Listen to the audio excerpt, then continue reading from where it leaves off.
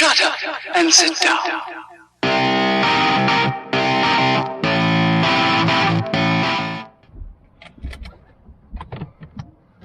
So, hello and welcome to an North Wales side-by-side video.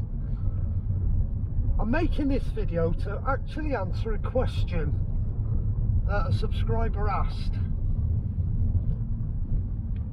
I was going to leave this video till later in the year when the cold weather started, but being as the question's been asked now, rather than just answering the question as a comment, I'm going to quickly make a video about it.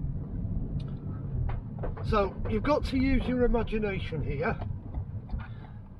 You wake up in the morning, it's been snowing, your car's covered in snow and ice, and the question was, am I going to flatten the 12-volt battery by going out to the car, putting the heated windscreen on, the heated mirrors, heated back window and the air conditioning?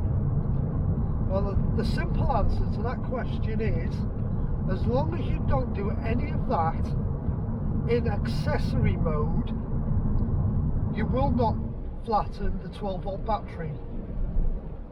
If you go out on that horrible cold, wet, snowy morning with ice on your car, as if you were going to start the car, get the car in the ready mode where it says ready on the dash, the car will start, because it has to start, because the engine has to come up to temperature.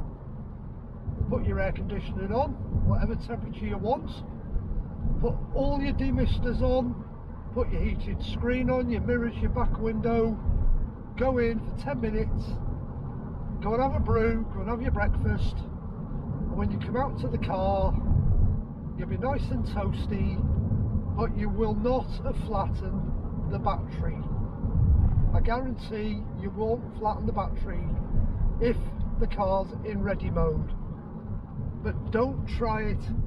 Please, I can't say that one strong enough. Don't try it in accessory mode, because all you're doing then is running off the 12-volt battery and you haven't turned the hybrid system on. Do it in ready only, not accessory, and you'll be safe to do